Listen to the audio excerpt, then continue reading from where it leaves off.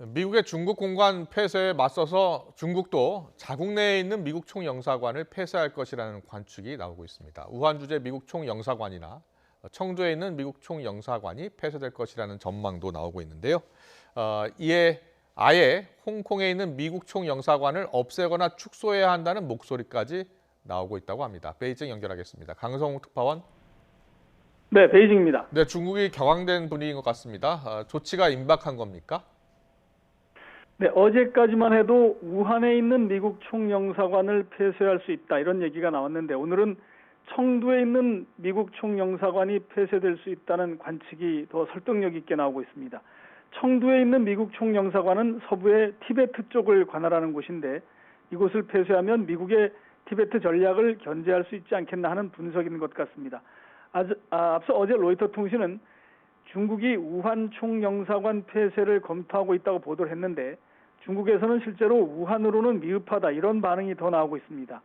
우한 소재 미국 총영사관이 코로나19 확산 이후 아직 업무를 재개하지 않고 있는 상태여서 폐쇄를 해도 보복 효과가 별로 없다는 논리입니다. 따라서 우한 대신에 아예 홍콩에 있는 미국 총영사관을 폐쇄하거나 축소해야 한다는 주장이 나오고 있습니다.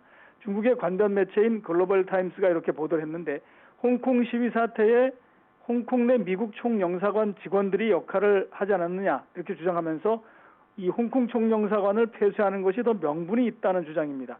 환구시보는 홍콩 주재 미국 총영사관의 직원이 1,000명이 넘는데 이들 가운데 200명만 남기고 모두 철수를 하도록 해도 미국에 큰 피해가 될 것이다 이렇게 주장하고 있습니다. 하지만 홍콩 소재 미국 총영사관이 폐쇄가 되거나 축소됐을 때 중국이나 홍콩도 경제적 피해를 입을 것으로 예상이 되는 만큼 실제 조치로 이어지기는 쉽지 않다 이런 반론도 나오고 있습니다. 중국이 격앙된 분위기인 것 같은데요. 공관 폐쇄 말고 다른 대응 수단도 거론되고 있습니까? 아직 공식 반응은 없지만 이 중국이 1단계 무역 합의를 통해서 미국산 농산물과 공산품을 대량 구매하고 있는데 이 부분을 지렛대로 쓸 수 있지 않겠나 하는 시각도 감지가 되고 있습니다. 글로벌 타임스는 휴스턴 주재 중국 총영사관이 미국 내 남쪽의 8개 주를 관할하고 있는데 이곳이 폐쇄가 된다면 미중 무역에서 수십억 달러의 타격이 일어날 것이다 이렇게 보도를 했습니다. 특히 텍사스주의 경우를 예로 들면서 지난해 텍사스주의 중국에 대한 수출이 110억 달러를 넘었고 중국 기업이 올해 3월 기준으로 208개가 투자를 하고 있다는 겁니다.